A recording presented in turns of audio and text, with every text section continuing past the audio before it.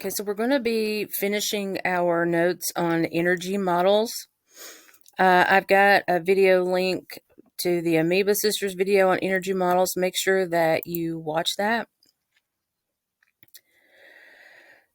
So when you're looking at the movement of energy through the ecosystem, the energy moves this way from the sun to autotrophs, also known as producers, to heterotrophs, also known as consumers, and that's where we are.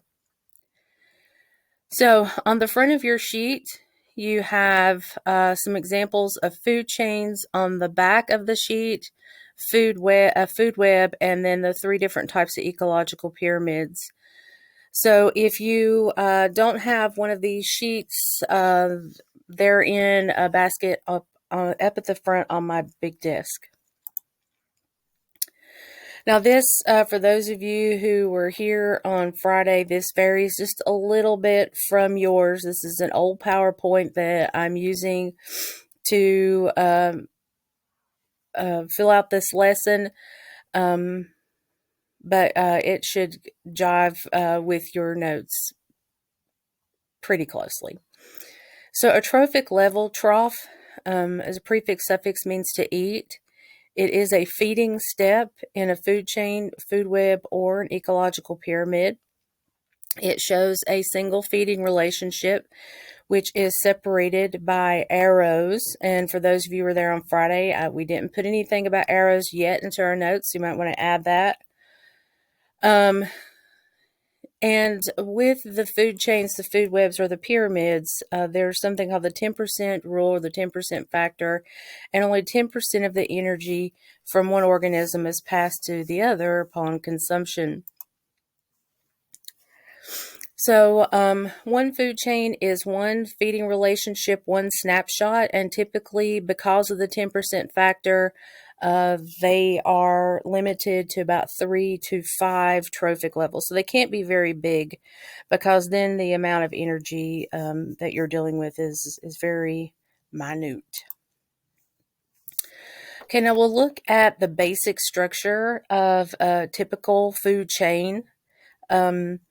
This first level is known as a producer, maybe the primary producer, because you may have more than one producer in your ecosystem, which we have represented here: grasslands, a pond, which is a standing freshwater ecosystem, and then an ocean, which is an example of, well, it's a marine ecosystem.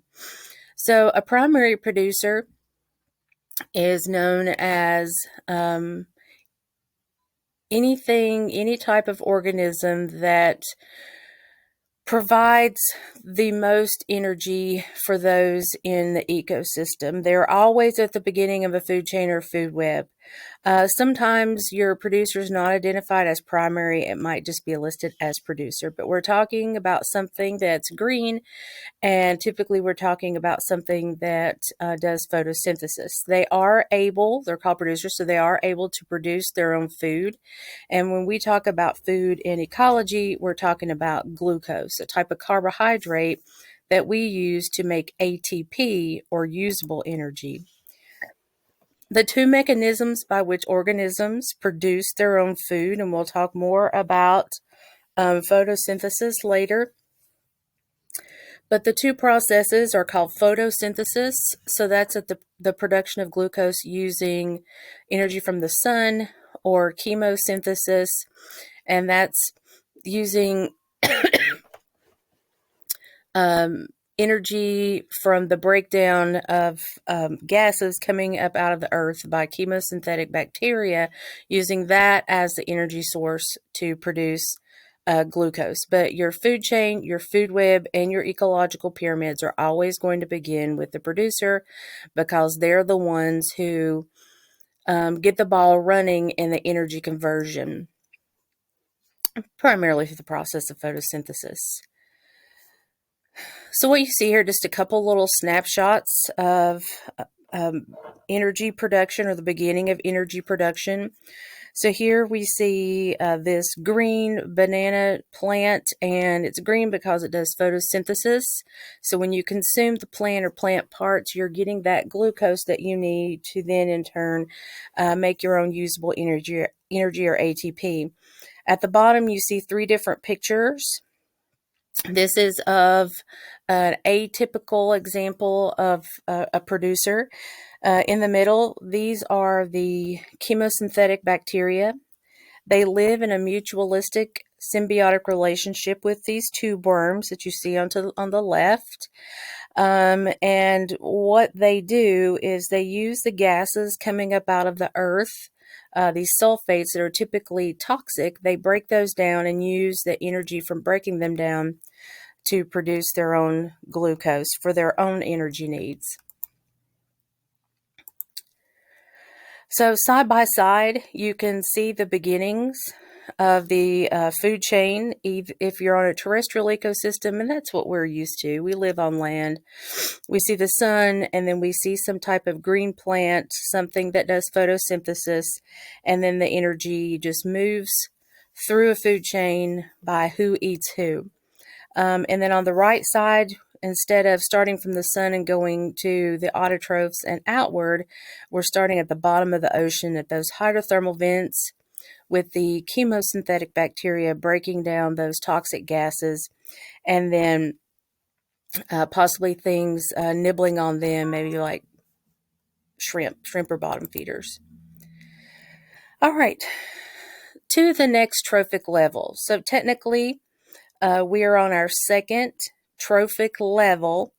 Now we're getting to our consumers. Now, a consumer is also known as a heterotroph, so that means different eat.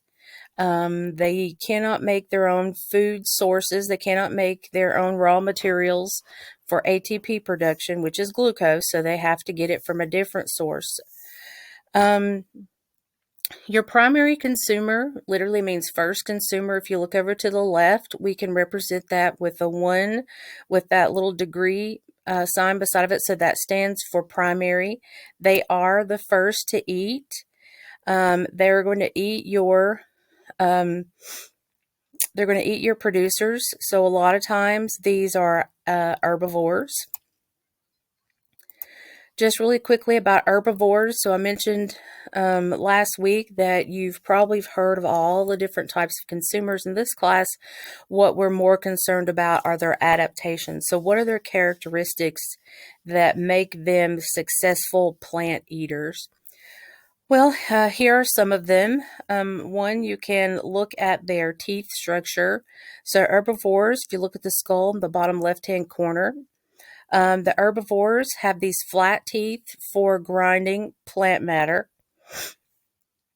If you look in the middle, they also have extensive digestive tracts, which allow them to have more time to work on digesting cellulose that's in plants. It's hard to digest. And they also have bacteria that live in their digestive tract that help them take care of that plant matter. So, I mentioned these 2 terms before, generalist and specialist. So we can have herbivores like maybe cattle or these deer, or maybe this little grasshopper here that eat plant matter. They eat vegetation. Some animals are considered more of specialists, so they focus on certain types of things that they eat. So you can see the little koala there in the middle, and they chomp on a lot of eucalyptus. Now, I mentioned that usually when you're talking about the first consumer, the primary consumers, that it's mostly herbivores. So if you see a question on the SOL, it's more likely that it's going to be an herbivore. But, it could also be an omnivore, and that's simply because omnivores can eat plants and they can also eat meat, and that's where we fall. So our adaptations, if you look at us, we have both kinds of teeth.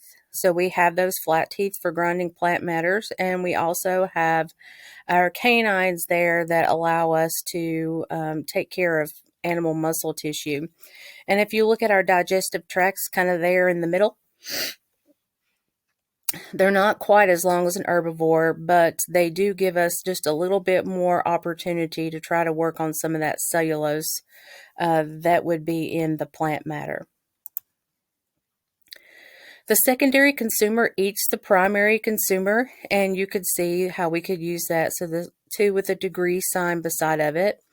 So if we look at the grassland biome, the secondary consumer is the rat, and the rat ate the grasshopper. And the grasshopper ate the grass. So we're talking about the second to eat. Now, when we get here, we could expand out a little bit. So we're not going to be dealing with an herbivore here. Could be an omnivore, a carnivore, or a detrivore.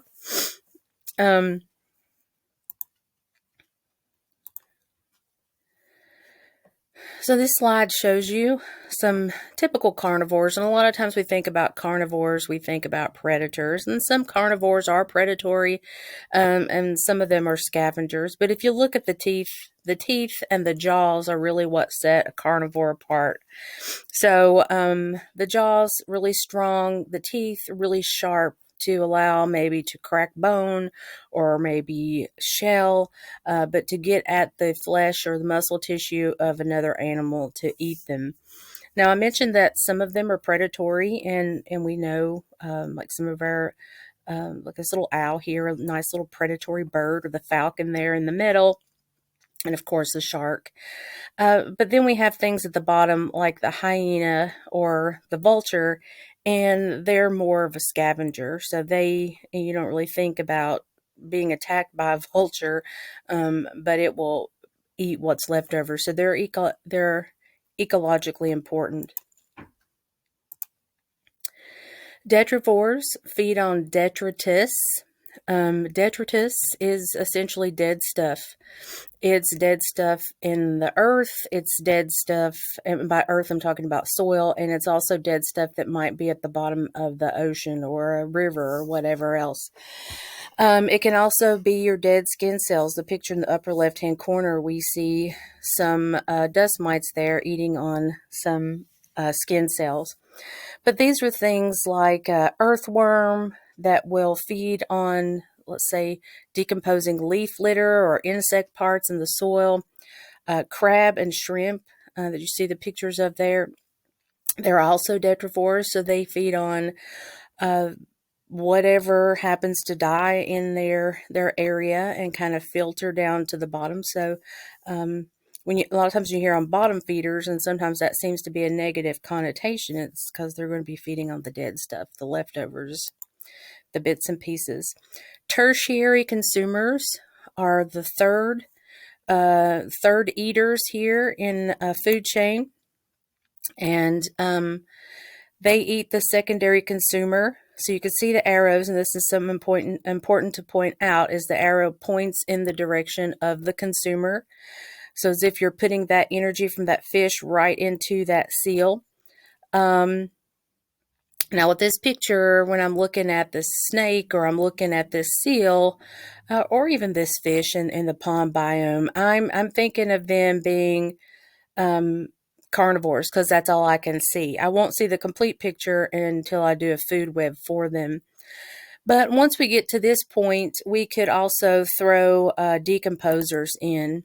And decomposers don't eat in a traditional sense. They break down decaying material. They accelerate the process of that decay, that decomposition, and use organisms as a food source. So it's not uncommon to see mushrooms, to see some type of fungus growing on some dead log or in some leaf litter. And then all of the pictures on kind of like the left-hand side, those are all bacteria. And bacteria definitely are some primary decomposers. And then you might actually have a food chain that has a fourth eater. It's called a quaternary consumer. And this quaternary consumer eats your tertiary consumer. So whatever the end of your food chain is, this is what we call our apex or our top predator, kind of like this white shark.